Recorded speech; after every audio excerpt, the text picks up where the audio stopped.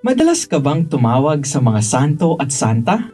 Gaya na lang ni na Padre Pio o di kaya ni Santa Teresa o ni Santa Ana. O maaari ring ang iyong regular na nobena ay sa mahal na ina ng awa. Mabuti ang pagtawag sa mga banal na ito dahil tunay na makapangyarihan ang kanilang panalangin para sa atin.